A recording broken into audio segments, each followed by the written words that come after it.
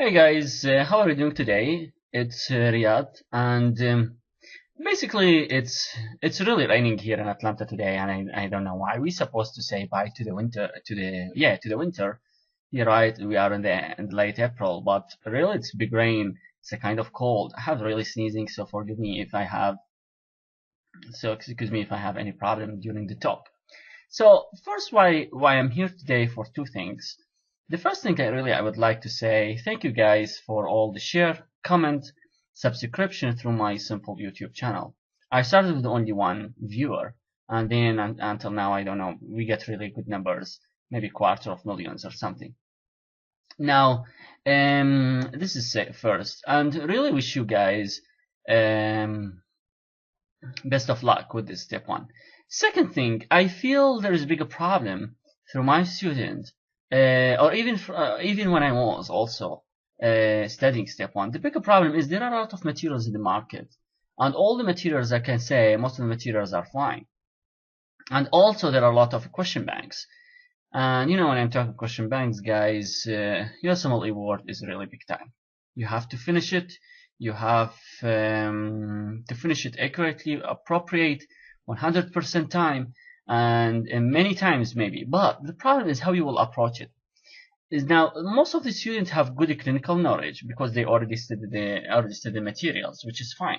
But the problem how you will transmit the information from the clinical knowledge into the question wise.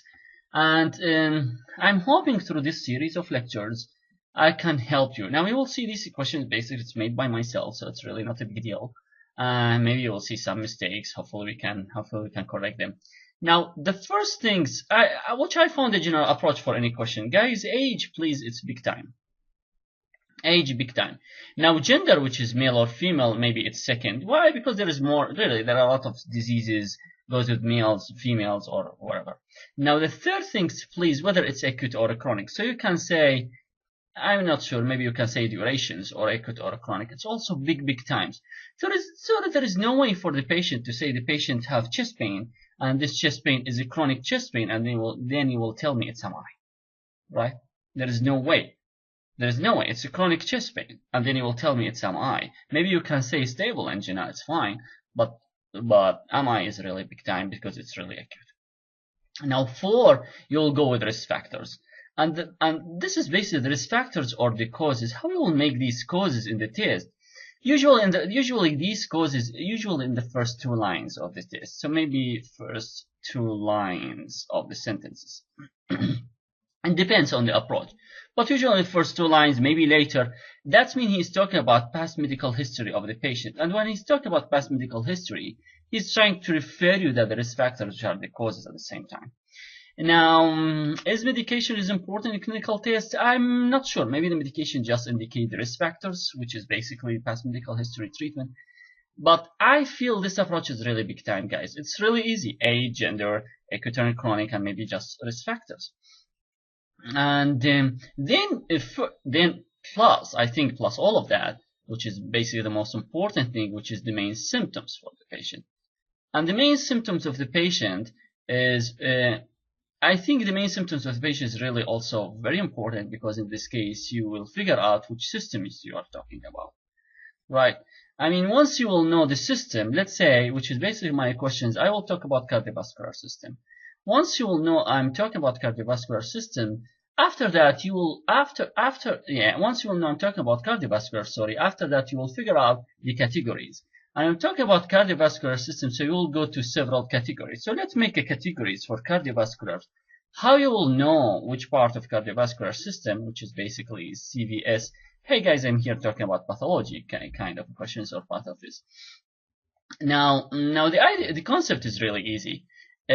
First, maybe you can divide according to the diseases or the big categories. So first you have congenital heart disease. So you can say congenital heart disease here. Second, coronary artery disease is second. Third, you can say maybe heart failure is really important. And fourth, maybe valvular heart disease. What else? Maybe infectious problems. Right? This is, I think, in general. What else? I forget. Maybe with the heart failure, we can say cardiomyopathy, which is CMP. Cardiomyopathy is also important. Valvular heart failure, infectious. Let me remember if I forget something. Tumor, just myxedema. Myxoma, sorry. It's really not a big deal with tumor of the heart.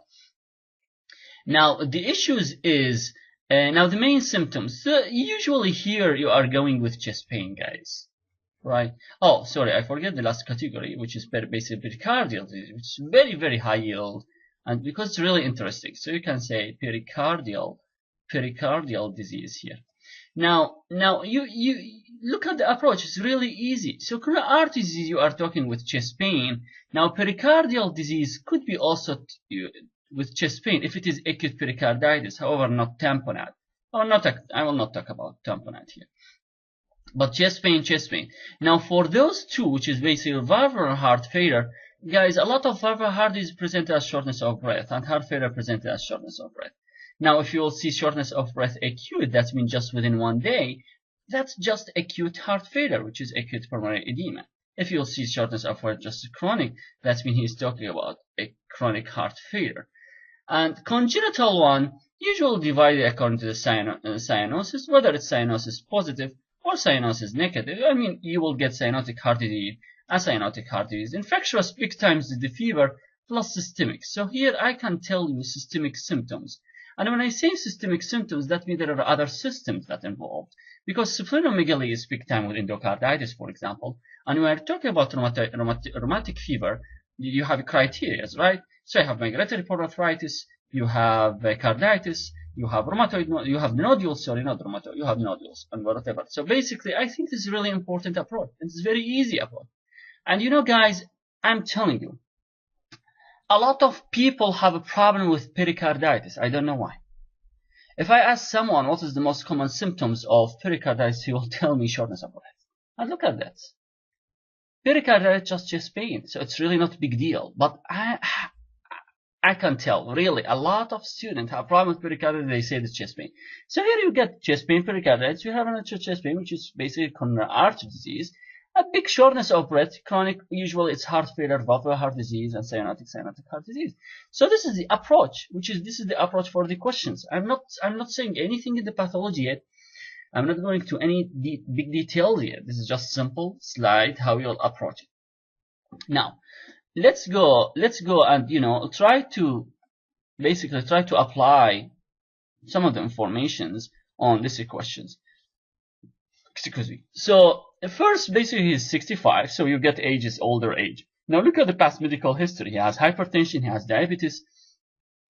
Now the major complaint of this patient is what? It's chest pain. So you will go with this. This is the chest pain, right? This is the major complaint is the chest pain. And then look at the duration of the chest pain. So it's 1 hour chest pain. So from here, when he's saying something about 1 hour chest pain, so basically you are dealing with ischemic heart disease or coronary artery disease, right?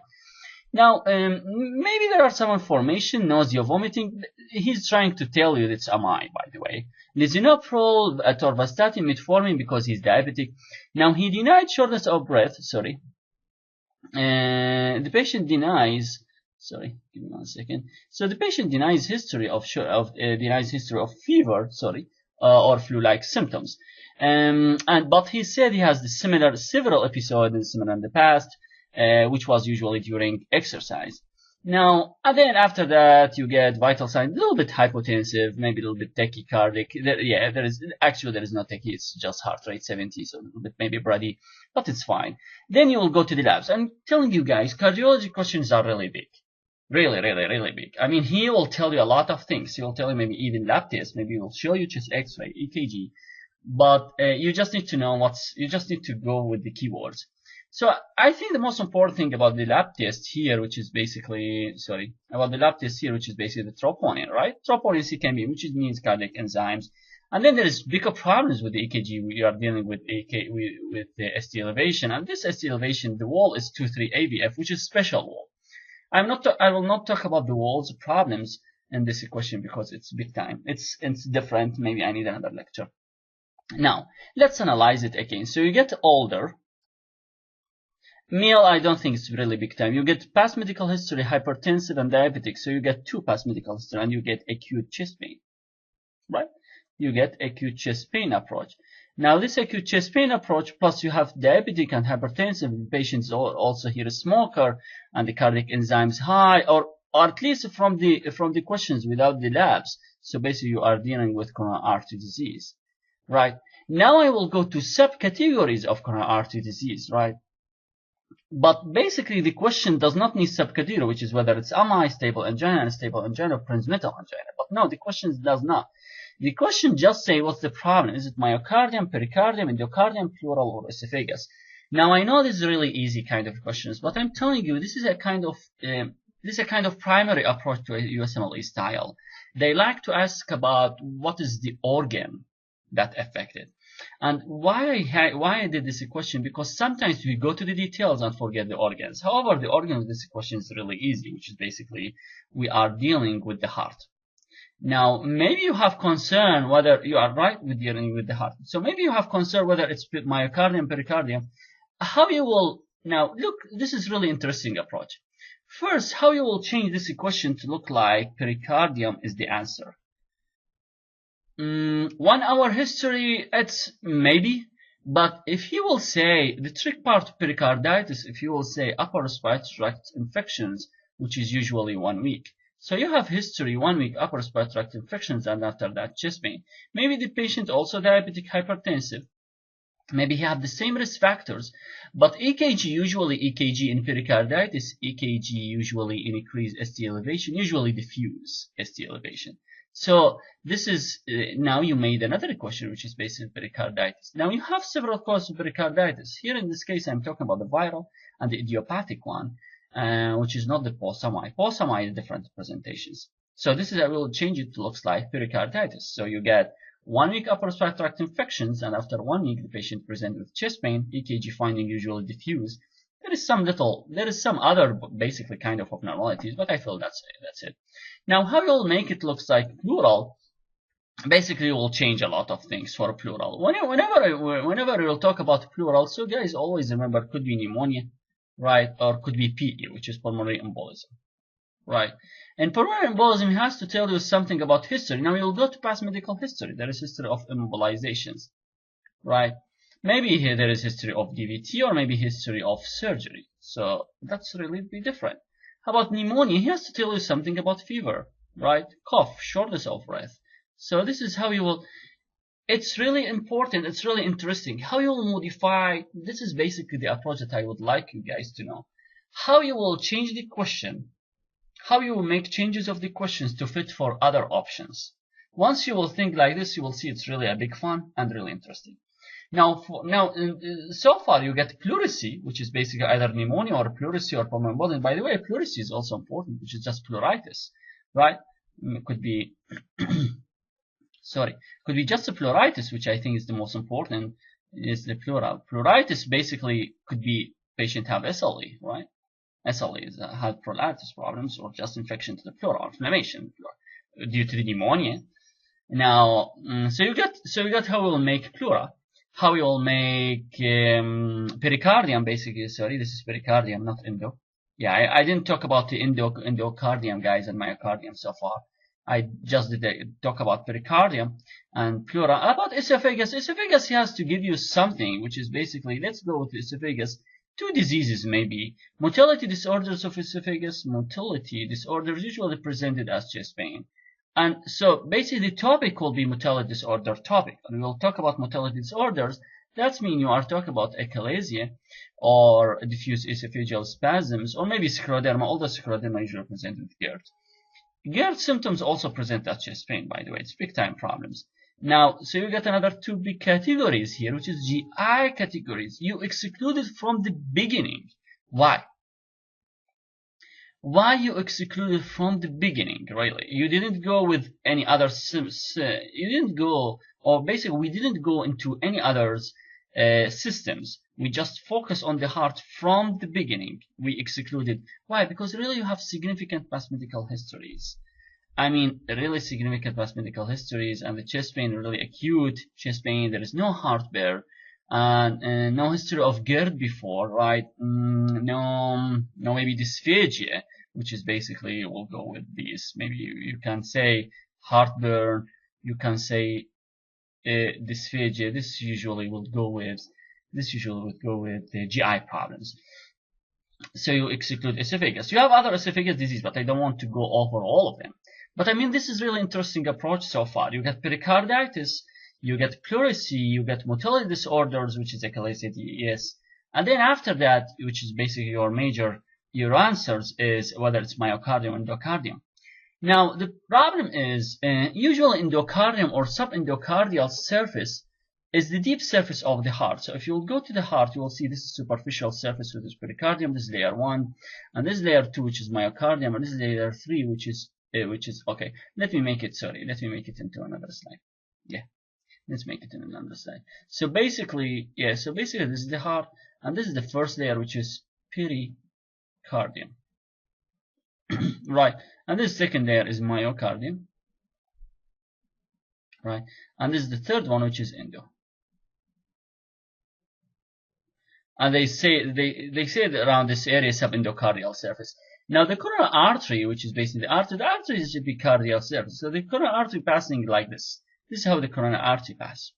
Now, if the patient have a stable angina, which is basically stenosis, and the stenosis is mild, usually 70%. Now, in case of stable angina, right, the problem is in the subendocardial surface. So I can say the stable angina. Now, stable angina here, and because this is stenosis, so the distal part or the furthest part from the blood supply will be affected first. That's why you will assume this area is affected.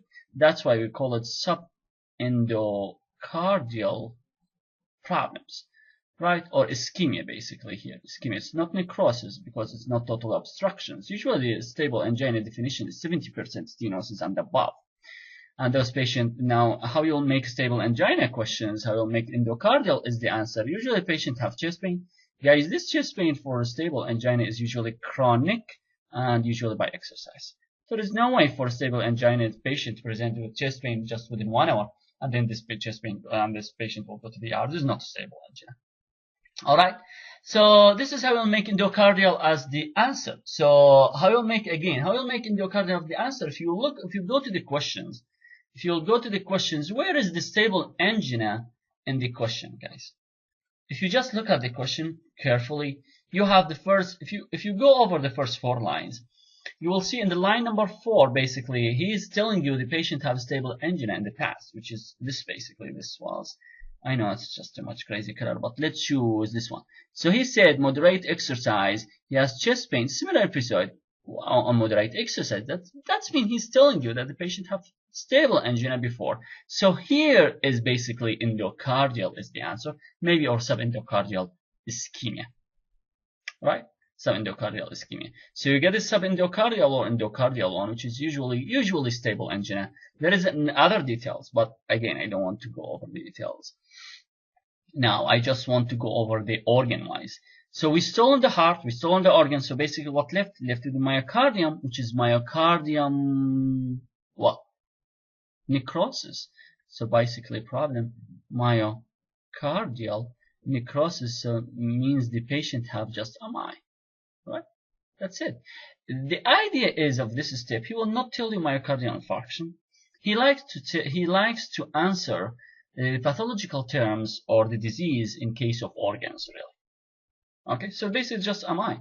Now, what are the things that with MI in the questions lab-wise? Because acute chest pain is with MI, so I will highlight. Now, this is the final highlight, which is basically the highlight for the MI, guys. What are the highlight for the MI? Sorry, let's make it red. What's the highlight of the MI in the questions? You get chest pain 1 hour. This is highlight. Diabetic hypertension, guys, this is not highlight because this is really means nothing. This just means patient have risk factors. This is highlight, right? An increased troponin and cardiac enzymes, big time with necrosis. Always enzymes indicate necrosis. Then ST elevations indicate necrosis. Could be another cause.